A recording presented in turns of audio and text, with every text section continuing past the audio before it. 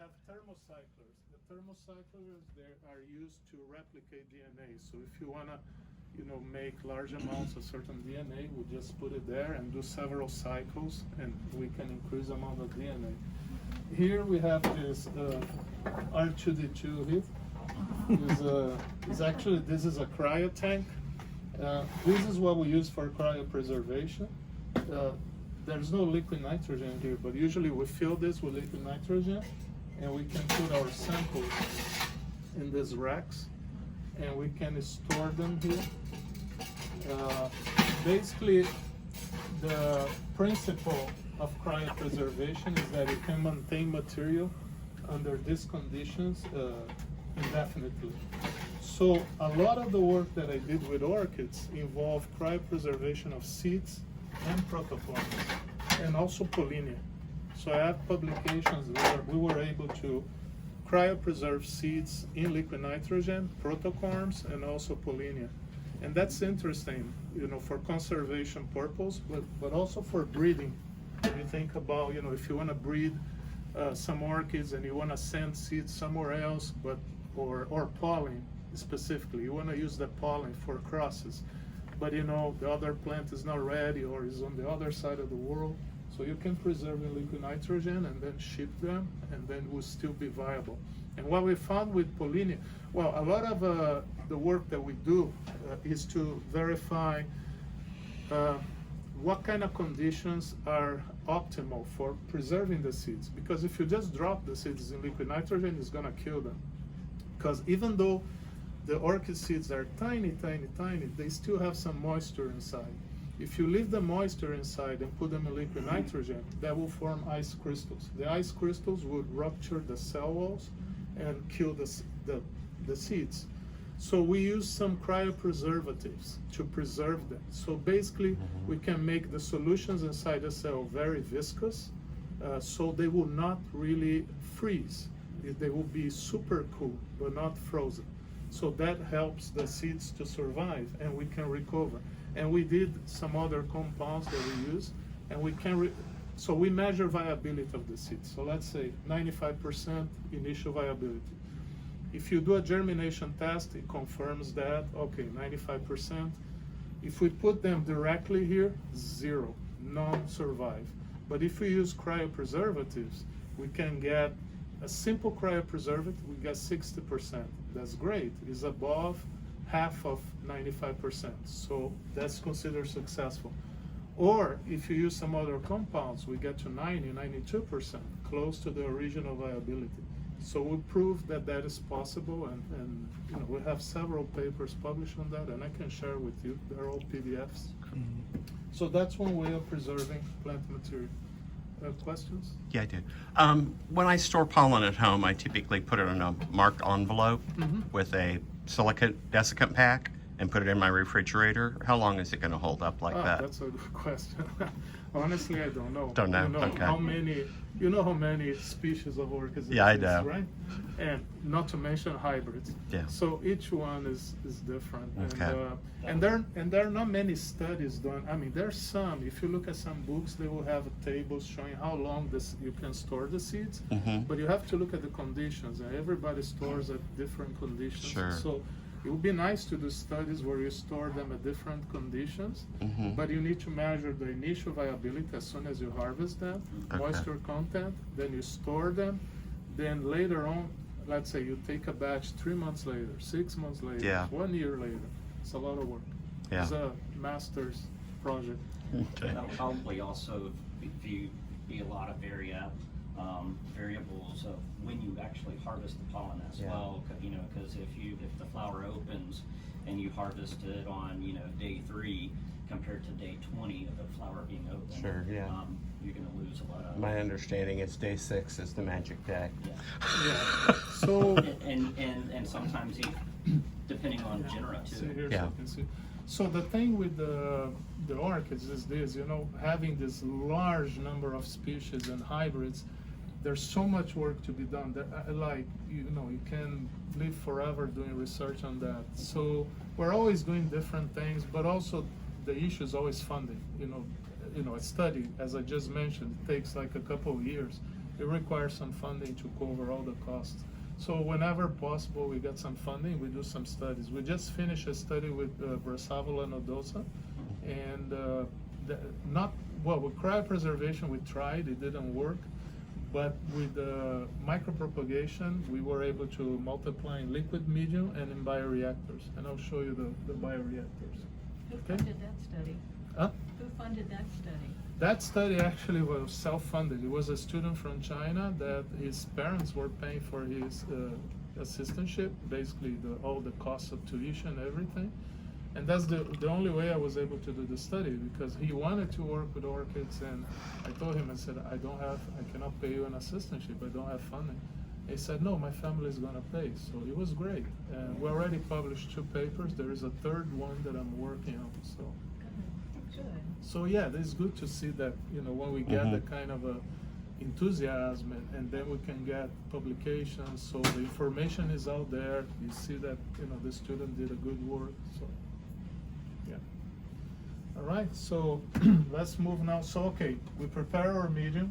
We need to sterilize the medium. So I'll show you the autoclave room. That's very tiny. We'll have to do turns probably. What does it take, how much money does it take to fund an assistantship?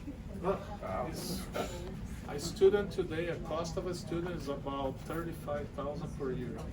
So a master's is $70,000, a PhD $140. But this is just thinking ballpark. When we put funding for a graduate student, we have to add a 3% increase for every year. So it's a little over that. So 70 and 140. So it's a lot of money. To get that kind of funding is not easy.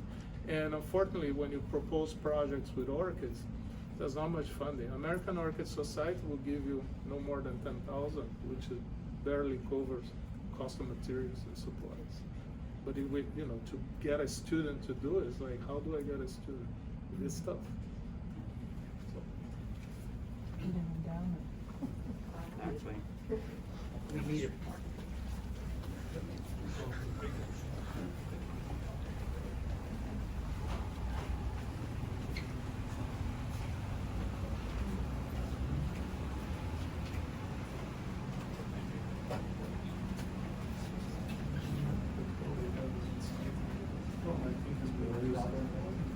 It's okay.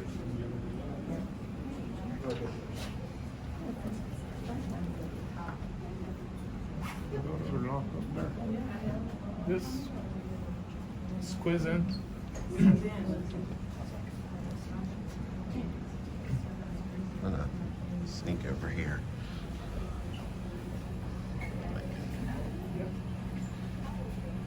You hold it? Okay. Then we take turns. Okay. Autoclave is this big machine, and you can walk and see it. So let me do this. I'll talk about the autoclave here, so you can just walk a little bit. It's a big machine, basically, a pressure cooker. In Brazil, we use those pressure cookers to cook beans and do all sort of things. This is the same thing, high pressure, high temperature, and we put everything, we close it, and it will run for 10, 20 minutes. You can sterilize glassware dry, but you can also sterilize liquids, like your culture medium, water. If you want to sterilize water, you can put in a bottle, put in there, and we'll sterilize. So you can walk in and take a look. Does that work because the temperature goes so high? Yeah, Really fast? and the pressure Yeah. too. So both of it kills most of the bacteria and fungi spores. What temperature and pressure does it? It's 120 degrees, pressure 16 kilopascals, I think.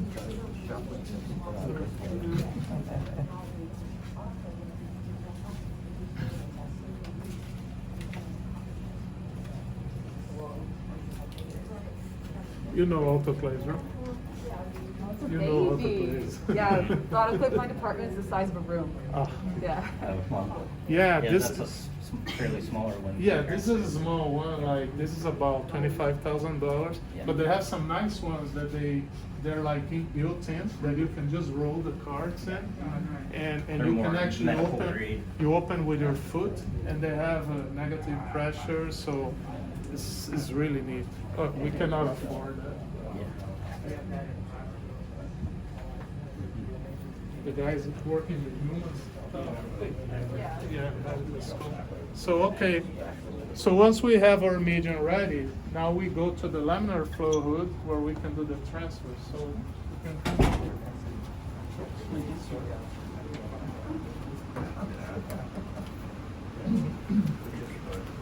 Let's sneak in.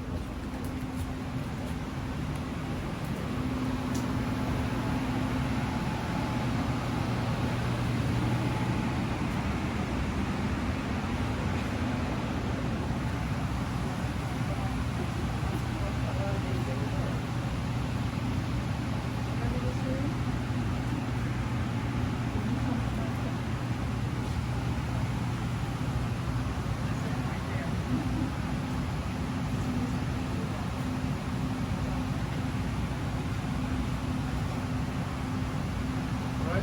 Is everyone in? Okay. So this is a room. What we have here is the laminar flow hoods. We have 7 of those. The reason we have 7 is because I use this for teaching. So I actually can project my lectures here, and the students sit here and they have hands-on training to learn the techniques of micropropagation. They start by learning aseptic techniques, then they learn about different techniques related to micropropagation. So a laminar flow hood is basically, this is very simple. So you have a blower that is blowing air all the time. On top here we have a pre-filter, similar to your AC filter. So the air comes in, goes to the pre-filter, and in the back, where you see this metal thing, that's the HEPA filter. So the air comes down and pushes this way. So if you hold a piece of tissue, you can see that the air is blowing in this direction. And when we go to work here, in order to keep it clean, so we spray with ethanol on the surface areas, 70% ethanol. Then we spray our arms. We usually remove watches and any other jewelry. Then you also sit here, you can work here, and it's pretty much a clean environment. And we use different things. This is called a glass bead sterilizer. Is a machine that when you turn it on, the temperature goes to 250 degrees. And inside this hole, there are like little glass beads. We're gonna have to clean this after I touch it. But these glass beads get very, very hot, 250 degrees. So you can put your tools here, scalpels, forceps. So every time you use them, you dip them here for 20 seconds, and that will kill any potential spores that can contaminate your culture. Some people use a incinerator, which something also generates heat that you can insert your tools inside, or even the flames, the little Bunsen burners that you can just flame your tools. You dip them in ethanol, flame them for a few seconds. That works too. This is more convenient.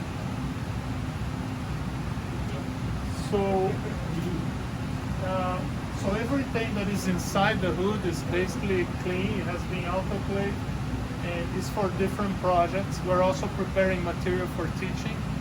So that's basically it. And it's okay to keep them running 24/7 because it prevents the filters from clogging and it keeps the air clean most of the time.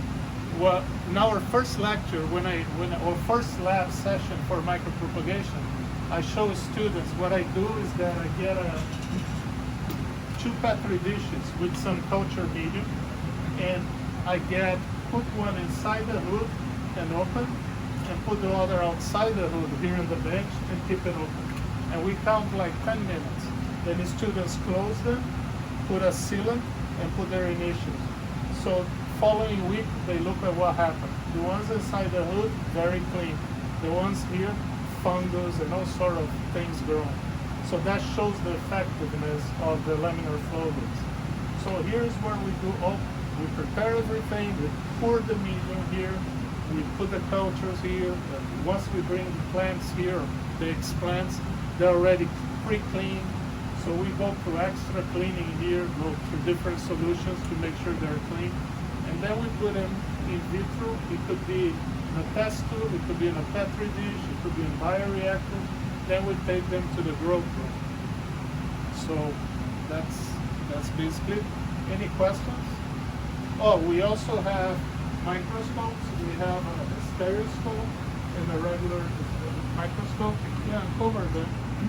So that allows us to look at the cells, see how they are developing. Both of those have cameras. They're attached to computers, so we can just pull the image and look at the. I should have left one on to show you guys, but that's a good way for us to evaluate and see how the cultures are going, and also for taking pictures for publications. So questions? Do you do virus indexing on all the No. explants? Question is if we do virus indexing. We don't. We don't have here in our lab capabilities to do virus indexing.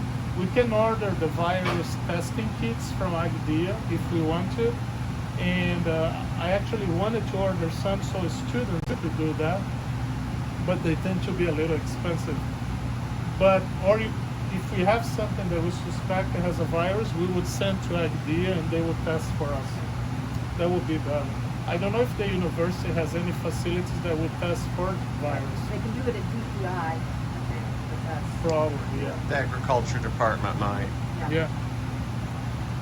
Usually the thing is that I know viruses are a major thing for orchids, especially if you have a collection and you have a hybrid or a species that is very valuable, it's been in the family for years, and it gets a virus, most people would say, that's it, throw it away. Mostly true. We can still save that plant by doing meristem culture, because the meristem usually is isolated, is multiplying very fast, doesn't have vascular connection with the rest of the plant, so that area of the meristem is free of virus. If you can isolate the meristem and regrow the full plant, then you can have your plant clean of virus. But it's a lengthy process, it's labor intensive, and yeah, but some people may do it.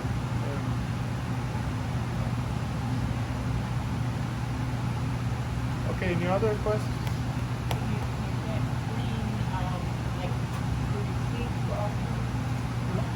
If you're doing a seed bar, and you, and you clean, make sure the seeds are clean of virus? Yeah, well, the seeds, usually the seeds in the pot, they don't have virus. Even if your plant has a virus, the seeds usually don't have viruses. Huh? viruses can be seed transmitted. I don't know. Yeah. And but Yeah. until recently, believed they were using the virus and what they did. Yeah. Well, So they may mostly be the seed crosses are less likely to have the virus. or what? You can't actually clean the virus out of the seeds. They're either clean or not. I don't think so, if that is the case. Well, my recollection, I thought the seeds, well, yeah, if they can be transferred, no, you cannot do anything. Now, some people may use a combination of heat or cold to try to eliminate the virus, but sometimes that's not that effective. And in orchids, I don't know. Now, does it make a difference if you do green pod or brown pod Well, with the you know, viruses? usually green pods, I like to use with immature seeds. I like to work with them because they're sealed. So if you open, you can just sterilize the seed pod, which is yeah. a capsule actually, and then you can open them in the hood. All the seeds should be clean. Okay. So you don't need to sterilize the seeds. If you get a capsule that already opened, now your seeds are exposed, you have to sterilize the seeds. It's a little more complicated because you know the seeds are very tiny, so you have to use special filters, make sure that we can recover all the seeds. But we can do it too. We have done it both Yeah. ways. Okay. Well, I guess the bottom line is if you have an orchid that has a virus, unless it's highly valuable, toss it. Because you don't want to pass to other plants as well. Any other question? No? Okay. So from here, the plants go to the growth room. So that's now you're gonna see the growth room, which is the cool.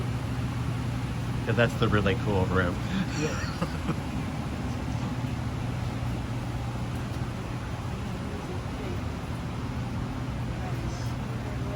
I love my Stera 350. Mike talked me into You getting have one. one? Yeah. It's great. I Right? found a used one online for like Oh, wow. $500.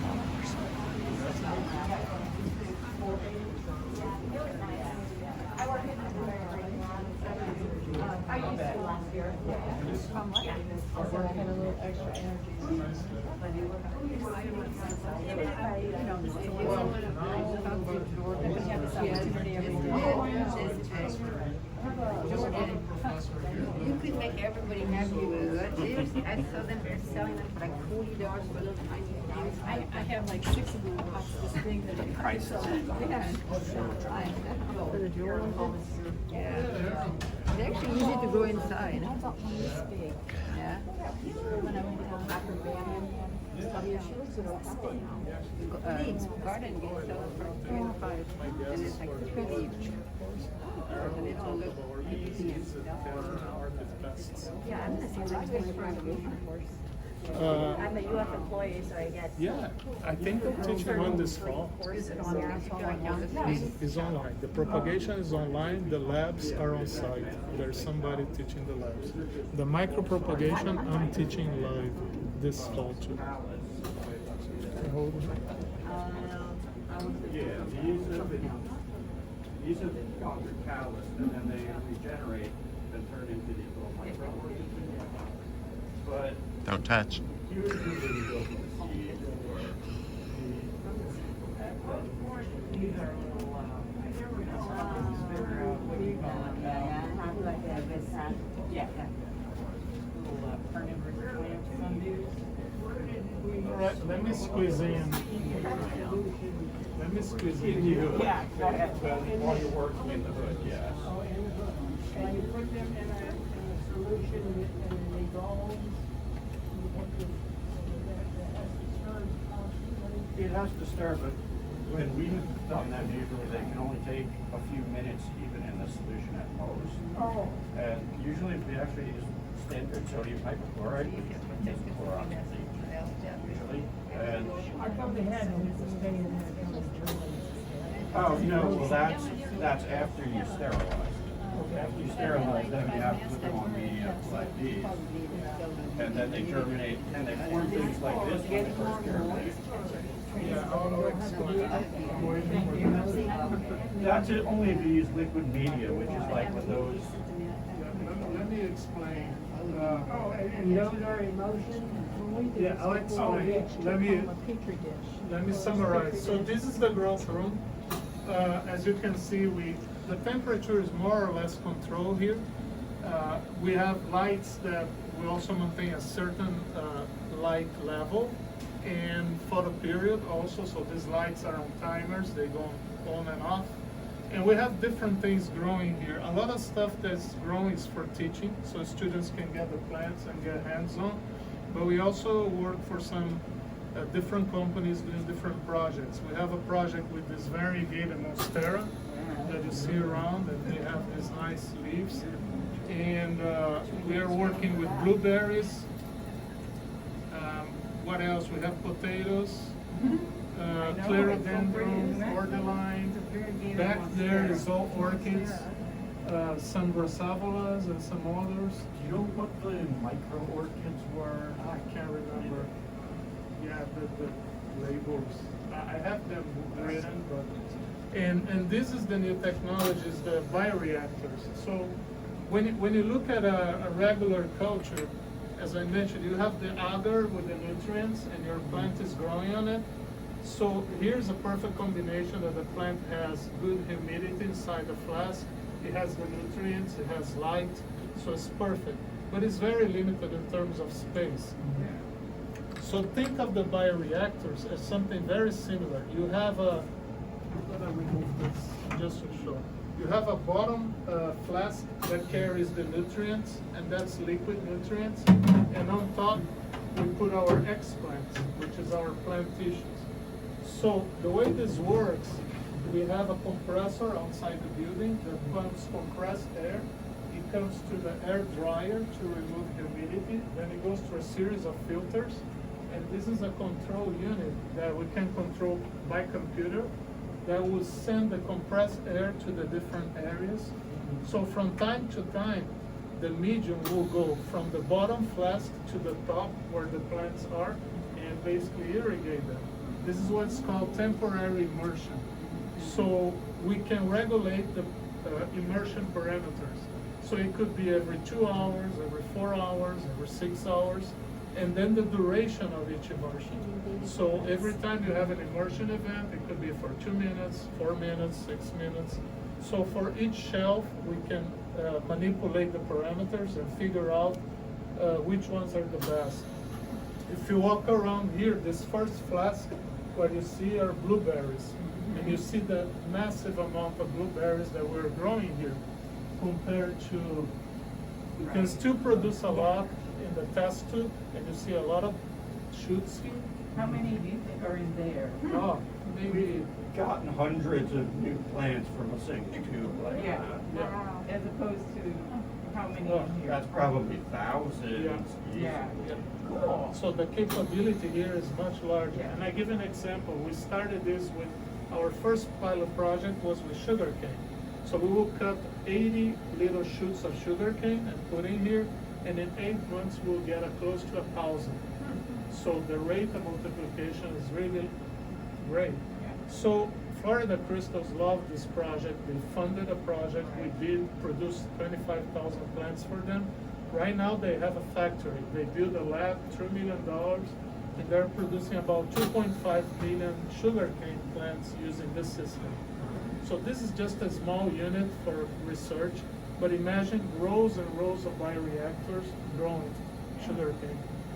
And so we now have projects with blueberry. We're doing another project with potatoes. The idea is to produce microtubers inside the bioreactors that can serve as seed material. So, and we have some Venus flytraps there, very tiny ones. They're very small, but we're doing that for teaching. We use orchard grass for teaching. Clerodendron, I mentioned, cordyline, which are ornamentals. What else am I? We have some vanilla, Oh, the yes. hemp.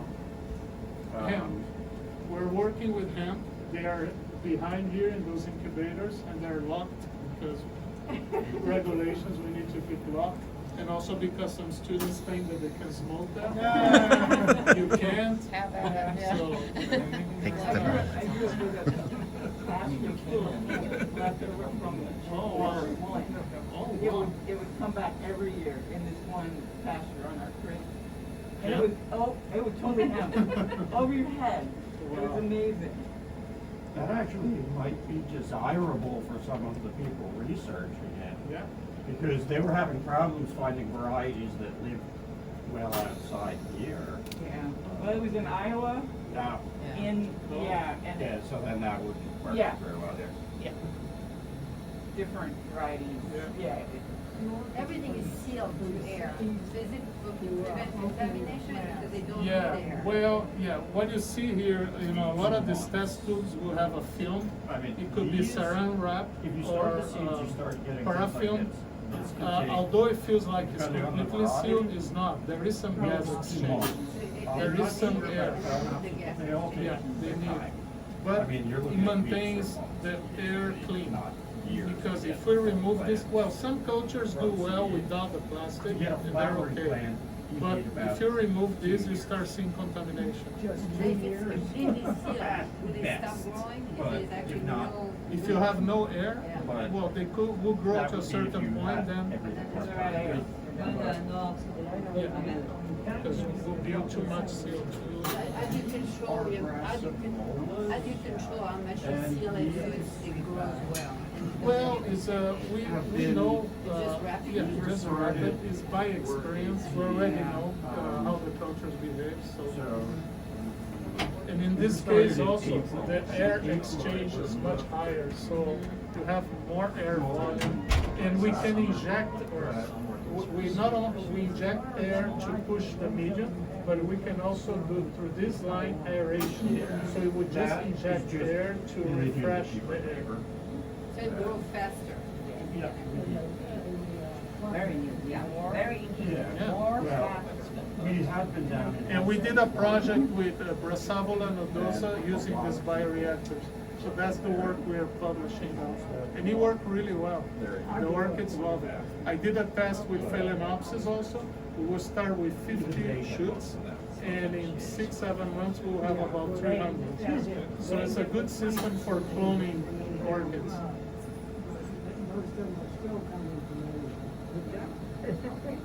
Yeah. Well, help, I can We answer walk more like questions. clockwise around here so everyone Yeah. could have a chance to see all Yeah. the different. Just So I guess we're doing Pretend kind of we're the not. same. We'll go off. You're already in front of me. Oh, look, they are doing one track.